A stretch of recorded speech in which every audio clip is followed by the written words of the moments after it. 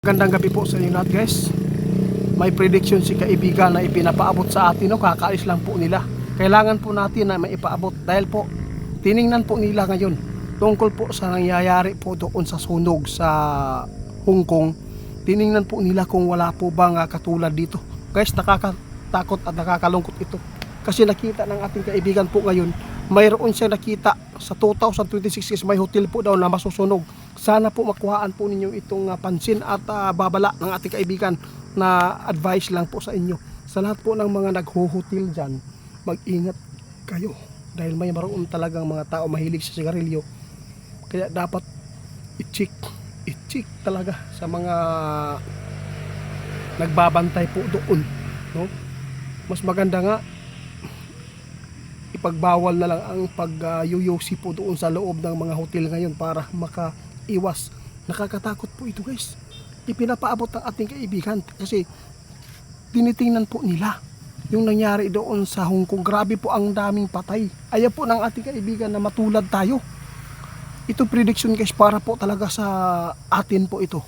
Mayroon po silang nakita, may hotel daw na masusunog pa dito sa bansa natin.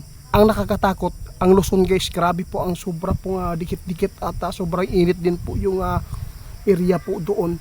Kaya mag-ingat po tayo.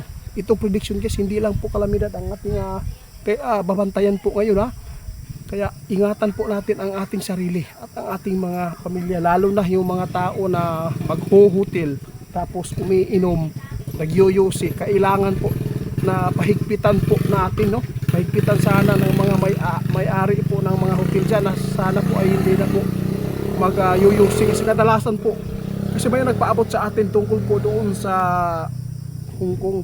Ang nangyari po doon, no, sigaret daw na sa styrofoam. Pero iwan ko lang, no, kasi hindi pa nakapag-update si kaibigan. Maghihintay pa tayo kasi kanina hindi ko po siya natanong, nakalimutan ko. Kaya sa lahat po ng mapaabutan natin ng mga babala, sana po ay pakinggan po ninyo ito, no? Si kaibigan, mayroon po siyang nakita. Kung ano man po ang kalala po na nangyayari doon sa Hong Kong na sunog, mayroon pang mangyayari dito sa ating bansa. Alam po niyo, guys, kapag may mga sunog sa ibang bansa, hindi po yan na pahuhuli po yung ating bansa kasi may katumbas talaga. Anong nangyari sa California? Pagkatapos sa California, dito sa atin. Ngayon po, ito po ang binabantayan ng ating kaibigan mula ng andaming namatay. Ayaw talaga ng ating kaibigan na mayroon pong mapapahamak ng mga Pilipino na tulad natin. Napakabait. Paalala po ng ating kaibigan.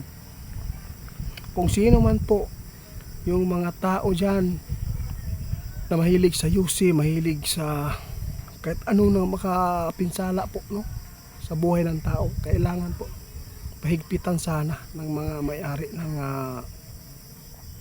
hotel na ipagbawal na ang pagsisigarilyo doon sa loob, dahil isa po dito, lalo na nag-iinom. Kaya nakakaawa ang nangyari. Ilang tao ang napatay doon sa Hong Kong. Ang nakakatakot, sinabi ng ating kaibigan, hindi lang sunog ang bantayan po ngayon dito sa atin. Kasi, guys, posibleng makabuo rin ang sobrang init po, no? Sa sobrang init, guys, pwede makabuo ng pag-apoy. Kaya mag-ingat tayo. Kailangan po natin nakaready tayo. Kung meron po tayong mga tubig dyan na may mga plastic o anuman po yan na pwedeng lalagyan ng tubig sa taas para hindi po lumaki agad ang apoy, no? Prediction ng ating kaibigan, guys, mayroon masusunog na hotel sa Manila. Hindi lang po sa Manila ang ating papaabutan, kundi pati lahat po ng bansa natin dito sa Pilipinas, guys, na kailangan talaga mag-ingat ng lahat. Imagine natin, no, ilang tao ang napatay doon sa Hong Kong. Kaya si kaibigan, tiningnan po nila kung wala po ba daw mangyayari po daw dito. Kaya ito ang nakita niya. Nagbabala si kaibigan ngayon. Sana mapansin po ninyo ito. Sa 2026, mayroon pang masusunog na mas malala dito sa Luzon. Hindi lang Luzon guys. Kaya mag-ingat tayong lahat. Sana po maintindihan po ninyo ang mga kaibigan ko. Kaya hindi na po siya nagpakuha pa ng mga video. O hindi ko na lang kinunan dahil ayaw na po ng ating kaibigan. Baka po baka magsawa na kayo sa mga pagpapaabot ng mga reminder po ng ating kaibigan na mangyayari. Ito ang prediction ngayon ha. Sa 2026, mahalaga maghanda ang Luzon, no? Sana sila ng pagbabawal ngayon sa mga hotel na mga sobrang taas po ang palapag dahil napakahirap.